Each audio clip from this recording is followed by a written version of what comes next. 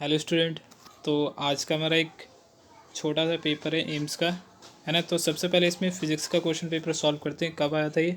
1995 का, ये 1994 का फ़िज़िक्स का। सबसे पहले देखते हैं ये पूछ रहा है इसमें आइडियल गैस इक्वेशन से पूछा गया है यहाँ पे। इसमें क्या कह रहा है? फॉर अ बॉयल्स लॉ की हमें कंडीशन बतानी है इसमें। For a Boyle's law hold good the gas should be. जो बॉयल्स लॉ क्या होता है इसमें मैं बता देता हूँ। बॉयल्स लॉ में क्या होता है, मीन्स जो बॉयल्स लॉ होता है, बी से बॉयल्स लॉ। तो यहाँ पे टेम्परेचर और नंबर ऑफ़ मोल्स कांस्टेंट होते हैं। अगर कहीं पे नंबर ऑफ़ मोल्स कांस्टेंट है, इसका थिकनेस इंक्रीज़ कर देता हूँ। नंबर ऑफ़ मोल्स अगर कांस्टेंट है कहीं, तो वहाँ पे क्या होगा, नंबर ऑफ़ मोल्स का फॉर्मूला क्या होता है, n is equal to given mass upon में मॉलिकुलर मास। मॉलिकुलर मास किसी भी आइटम का तो कांस्टेंट होता है। अगर मोल कांस्टेंट होगा तो मास भी कांस्टेंट होगा। तो यहाँ पे ऐसा ऑप्शन देख लेते हैं। और ये किसके लिए ओबे होता है? ये आइडियल गैस ओबे करता है। ये ideal gas, not for real gas. ये आइडियल गैस ओबे करता है। अब यहाँ पे देख लेते हैं ऑप्शन पहला, गैस परफेक्टली शुड बी।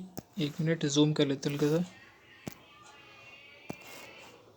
हाँ, perfect constant temperature very but variable mass. ये नहीं हो सकता, वेरिएबल मास नहीं है इसमें, कांस्टेंट है।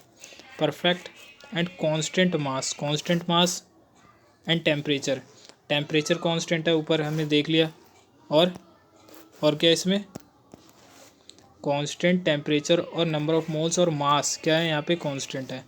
तो यहाँ पे हमें क्या मिल गया, कांस्टेंट मास हो गया और टेम्परेचर हो गया। परफेक्ट के लिए, परफेक्ट मीन्स यहाँ पे रियल गैस बोला जा रहा है, ये ideal gas, sorry ideal gas है यहाँ पे। अब यहाँ पे सी पे देख लेते हैं, real and constant temperature but variable mass. ये भी नहीं हो सकता, वेरिएबल मास नहीं है यहाँ पे।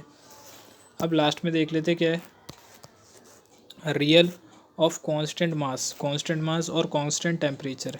ये तो यहाँ पे है कांस्टेंट मास और कांस्टेंट टेम्परेचर, बट रियल के लिए नहीं होगा। ये किसके लिए होगा, आइडियल के लिए होगा,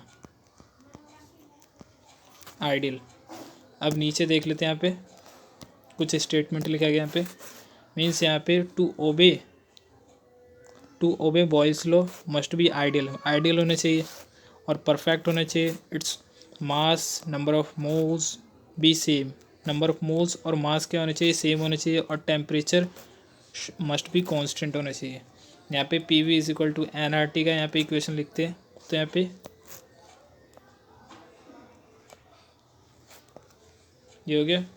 और यहाँ पे क्या कांस्टेंट है, नंबर ऑफ मोल्स और टेम्परेचर कांस्टेंट है। तो इस कांस्टेंट है तो उसको हटा देंगे। और एक यूनिवर्सल गैस कांस्टेंट भी होता है तो इसे भी हटा देंगे। तो बचा क्या यहाँ पे, कांस्टेंट टर्म बचा, पीवी बचा बस। जो पीवी है ये बच गया, PV is equal to constant हो गया। ये बॉयल्स लॉ का हो गया। अब यहाँ पे तीनों लॉ देख लेते, चार्ल्स लॉ, बॉयल्स लॉ और गे-लूसेक लॉ। इसमें क्या क्या होता है, क्या कांस्टेंट होता है। तो सबसे पहले देखते हैं यहाँ पे चार्ल्स लॉ में क्या होता है। चार्ल्स में हमेशा प्रेशर और नंबर ऑफ मोल्स क्या होता है, कांस्टेंट होता है। अगर पीवी में से PV is equal to n R T ये है, इसमें से हमने क्या क्या हटा दिया। एक मिनट, इसका थिकनेस कम कर लेते हैं। हाँ, अब इसमें क्या, पी यहाँ पे हटा दिया हमने इस वाली इक्वेशन से, और एन हटा दिया। तो बच क्या गया यहाँ पे, ये रह गया। तो रह क्या गया, ये रह गया।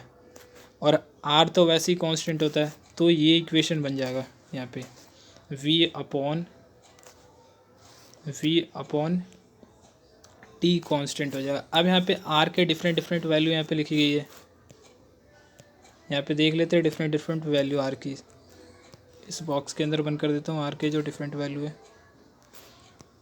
यहाँ से ज़्यादातर क्वेश्चन पूछे जाते हैं, कैलकुलेशन में यूज़ होता है। सबसे ज़्यादा मैं बता देता हूँ किसका यूज़ होगा, उस पर ध्यान देना आपको। मीन्स सबसे पहले ये लीटर एटीएम को यूज़ करना है, और जूल का यूज़ और कैलोरी का, इनका यूज़ सबसे ज़्यादा है। मीन्स आर जो लीटर में होता है, लीटर एटीएम में 0.082 लीटर एटीएम पर मोल पर केल्विन होता है। और जो जूल में क्या होता है, जूल में 1 मिनट, जूल में ये वाला है, जूल में 8.314 जूल पर मोल पर केल्विन है। और कैलोरी में 2 कैलोरी होता है, इसको 2 कैलोरी पर मोल पर केल्विन लिखते हैं आर की वैल्यू। अब यहाँ पे नीचे वाले ये हो गया हमारा चार्ल्स लॉ हो गया।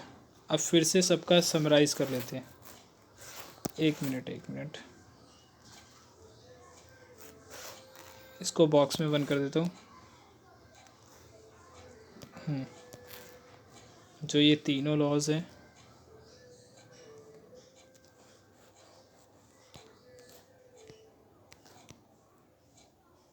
इन तीनों लॉज को मैंने बॉक्स में बंद कर लिया, यहाँ से देख लेना, है ना।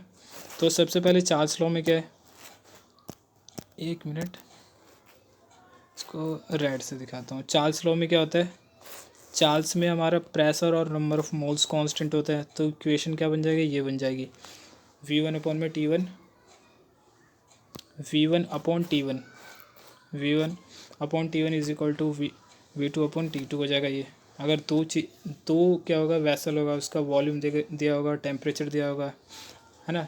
तो एक वैसल का वॉल्यूम गिवन नहीं होगा, दूसरे का गिवन होगा, उसका टेम्परेचर भी गिवन होगा, तो इस इक्वेशन से निकाल लेंगे, है ना। और इसमें नंबर ऑफ़ मोल्स अगर कांस्टेंट है तो मास भी कांस्टेंट होगा, ऊपर ये लिखा हुआ है ना। अब बॉयल्स लॉ में बॉयल्स से याद करने क्या होता है, बॉयल्स टेम्परेचर याद करना, टेम्परेचर कांस्टेंट होगा। तो यहाँ पे क्या हो जाएगा, P1 V1 is equal to P2 V2। यहाँ पे नंबर ऑफ़ मास और नंबर ऑफ़ मोल्स और टेम्परेचर कांस्टेंट होता है, इससे याद करना है। अब गे लूसेक में वॉल्यूम और गे लूसेक में क्या होता है, यहाँ पे मास और वॉल्यूम और नंबर ऑफ़ मोल्स ये कांस्टेंट होते हैं। इसका इक्वेशन क्या बनेगा, P1 अपॉन में P2 अपॉन, इसको हटा देता हूँ,